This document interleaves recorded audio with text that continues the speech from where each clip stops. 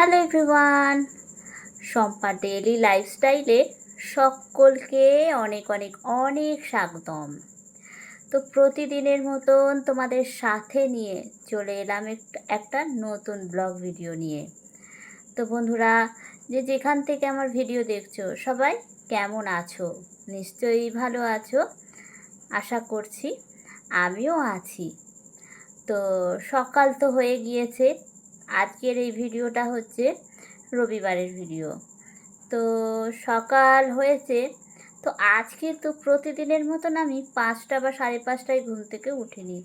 আজ একটু লেট করেই উঠেছি। তার পেছনেও একটা কারণ রয়েছে যে আজ আমি কেন লেট করে উঠলাম। এখন ঘড়িতে বাজে হচ্ছে 7টা। তো আমি ঘুম থেকে উঠেছি আজকে 6:45। যেখানে প্রতিদিন 5টা 5:30টায় ঘুম থেকে উঠতে হয়, আজ 6:45। মানে ভাবাটাই অবাক। হ্যাঁ বন্ধুরা, ঠিকই শুনেছো তোমরা, আজ অনেকটাই লেট করে উঠেছি। তো উঠে এখানে এক এক করে ঘর তো ঝাড় দিয়ে নিলাম। তারপর হাজবেন্ডও অনেকটা সকালে উঠে পড়েছে, তো বিছানাও রেডি করে ফেলেছি। রেডি করে ঘর ঝাড় দিয়ে ঘরটা মুছে নিচ্ছি। আর যা যা বাসন ছিল সেগুলো সব মাজা ঘষা সব কমপ্লিট। মানে কিচেনও একদম সব পরিষ্কার করে নিয়েছি।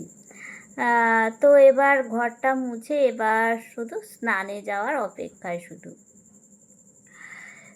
তো নতুন দিন, আবার নতুন কাজকর্ম, এইসব নিয়েই আমাদের সকাল থেকে রাত, আবার রাত থেকে আবার সকাল, এই নিয়েই ভাবনা চিন্তা যে কাল সকালে উঠে কোন কাজটা আগে করব, কোনটা পরে করব। ওই যে একটু যদি প্ল্যানিং করে রাখা যায় কাজগুলো, তাহলে কিন্তু অনায়াসে সব হয়ে যায়। যেমন আজকে আমি আগের থেকেই ঠিক করে রেখেছিলাম যে একটু লেট করে ঘুম থেকে উঠে এই কাজগুলো পরপর করে নেব। তো যাই হোক, ঘর তো মুছে ফেলেছি, এবার স্নান করে একদম চলে এসেছি। তো সকালে স্নান, এটা সত্যি না করলে একদমই ভালো লাগে না। তো যবে থেকে বিয়ে করে এসেছি এই বাড়িতে, সেই দিন প্রথম দিন থেকেই সকালে, সে শীত হোক গ্রীষ্ম হোক বর্ষা হোক, সকালেই স্নান, এটাই কিন্তু এখানে শিখেছি। তো এখন কনকনে ঠান্ডাতেও সকাল 7টায় স্নান করতে কোনো অসুবিধাই হয় না। তো যাই হোক, আজকে হচ্ছে অমাবস্যা, বললাম রবিবার। তো রবিবার দিন অমাবস্যা পড়েছে, তো তার জন্য আজ বলতে গেলে অমাবস্যার দিন আমাদের বাড়িতে কেউ ভাত খায় না। আর বেশিরভাগ মানুষই বলতে গেলে উপোস করে, তবে আজ উপোস নয়। আজকে আমি ভাত খাচ্ছি না, আর আমার হাজবেন্ড আজকে উপোস করেছে। তো তার জন্য আজকে রান্না বান্না কিচ্ছু নেই। তো এখানে আমি রেডি হয়ে নিচ্ছি। এবার স্নান করে চুল আঁচড়ে সিঁদুর পরে একদম কমপ্লিট হয়ে গেছি। এবার নিজে রেডি হয়ে গিয়ে এবার পুজোটা দিয়ে নেব। কেননা স্নানের পর পুজোটা সেরে নিলে আমাদের মস্ত বড় কাজ একটা হয়ে যায়। সেটা যদি দেরি করে স্নান করলে পুজোটা অনেকটা লেট হয়ে যায়। আর এদিকে পুজো আমার দেওয়া হয়ে গিয়েছে। ঠাকুরের থালা বাসন সব আবার মেজে ঘষে সব রেখে দিয়েছি। আর এই যে আমার গপু সোনা, যে আমাদের বাড়িতে কয়েকটা দিনের জন্য ঘুরতে এসেছে, তো তাকেও প্রতিদিন সকালবেলায় ওঠানো, স্নান করানো, জামা কাপড় চেঞ্জ করা, তারপরে ওনাকে খাবার দেওয়া, তো এইগুলোই এখন চলছে। তো পুজো আমার দেওয়া হয়ে গেছে। এরপর বললাম আজকে রান্না বান্না একদমই নেই। তো এবার একটা হাউসওয়াইফের বলতে গেলে সকালবেলায় ওঠে একটা চিন্তায় যে কি রান্না করব, কখন রান্নাঘরে ঢুকবো, কতক্ষণে সব রান্না বান্না করে কিচেনটা ক্লিন করে করা হবে, তারপর একটু রেস্ট। কিন্তু আজ সেখানে আমার রান্নাটাই নেই, তাহলে অনেকটা টাইম ফ্রি। তো আমি ভাবলাম কি করব, কাজ তো করতেই হবে, কেননা শুয়ে বসে থাকলে তো হবে না। তো গতকাল রাতে হাজবেন্ড মানে কিছু আমার সংসারের কিছু জিনিসপত্র নিয়ে এসেছিলো, সেইগুলোই ব্যাগে ধরা ছিল। তো এখন সেইগুলোই আমি এক এক করে গুছিয়ে নিচ্ছি। হ্যাঁ, আর আজকে যদি রান্নাটা থাকতো তাহলে কিন্তু অনেকটা চাপে পড়ে যেতে হতো, কেননা রান্নাটা করে তারপর বা রান্না করতে করতে আমাকে এই কাজগুলো করতে হতো। তো বলতে গেলে অনেকটা চাপের হয়ে যেত। সেই ক্ষেত্রে আজকে বলতে গেলে রান্নাটা নেই, যেহেতু আজকেই অমাবস্যাটা পড়েছে আর গতকালকেই ও নিয়ে আসছে। তো আমি একটু বলতে গেলে একটু ফ্রি হয়ে গেলাম। তো রান্না বান্না নেই, তো আমি এই কাজগুলো ঝটপট করে তাড়াতাড়ি করে করে ফেলতে পারলাম। আর তারপর সব জিনিসগুলো ঢালতে ঢালতে দেখছি যে কৌটোগুলোর মধ্যে একটু মানে কন্টেনারগুলোতে একটু ধুলো পড়েছে। আসলে হয়েছে কি, দুদিন ধরে বাড়িতে মিস্ত্রি দাদারা কাজ করেছে। এবার দরজা জানলা সব খোলা ছিল। আর কাজ হলে যা হয় কি, ইটের গুঁড়ো, ধুলো বালি সিমেন্ট একটুখানি জানলা দরজা খোলা থাকলে সে ঢুকে পড়ে। তো সেটাই হয়েছে। এবার দরজার সামনেই, মেন গেটের সামনেই আমার কিচেন।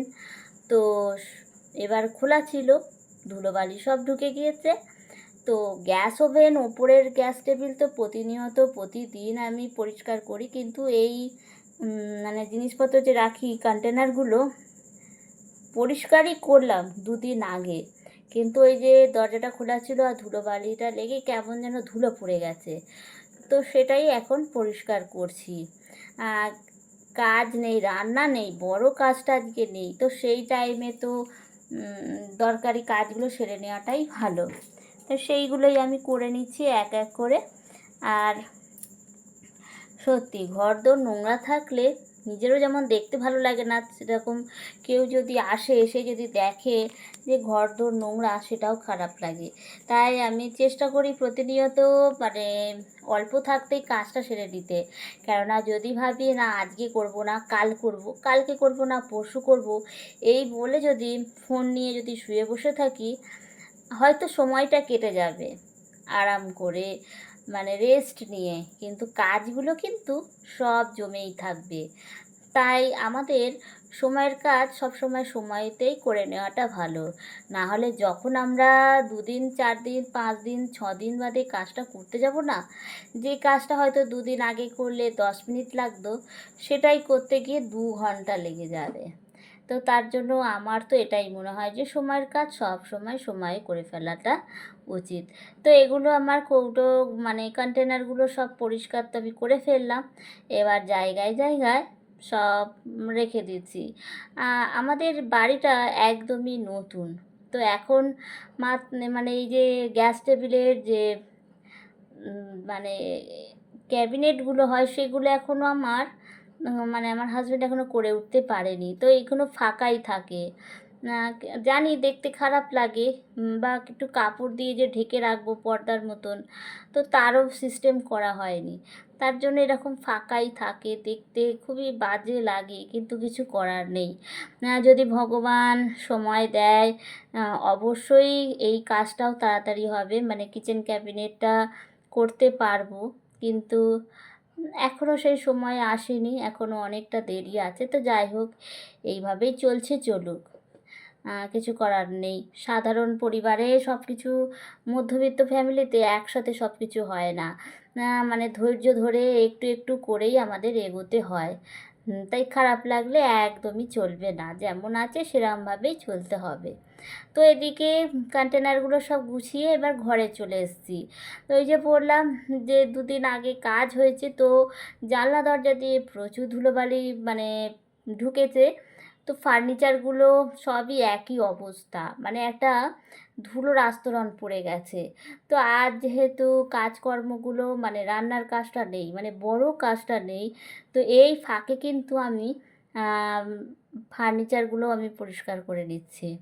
আর এই ড্রেসিং টেবিলটা সত্যিই ভীষণ মানে আমাকে 2 দিন অন্তর অন্তর পরিষ্কার করতে হয়, না হলে পাউডারের মতন সাদা স্তূপ পড়ে যায়। আসলেই হয় কি, হাজব্যান্ড যখন বেরোয় এখানে দাঁড়িয়েই পাউডারটা মাখে বা কৌটোতে পাউডারটা ঢালে, আর তখন হয় পাউডারটা চারদিকে ছড়িয়ে পড়ে। আর তার জন্য এর পাশেই রয়েছে আমার টিভিটা। এই টিভি, ড্রেসিং টেবিলের কাজ আর ড্রেসিং টেবিলের উপরে ভীষণ ধুলো হয়।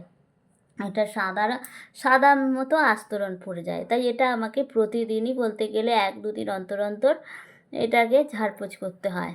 তা না হলে কেউ যদি বাড়িতে আসে বলবে মনে হয় দীর্ঘদিন ধরে আমি এটা পরিষ্কার করিনি। তো যাই হোক, আজকে কিন্তু মানে যেহেতু রান্নাটা নেই, অনেকগুলো কাজ কিন্তু আমার এগোনো হয়ে গেল, মানে করা হয়ে গেল। তো এদিকে তো আমি ড্রেসিং টেবিলটা ঝেড়ে পুছে মানে একদম রেডি করে নিয়েছি। আর আর কি, আর ওই যে, তো আজকের ভিডিওটা এই পর্যন্তই। সবাই ভালো থাকবেন, সুস্থ থাকবেন, সকলকে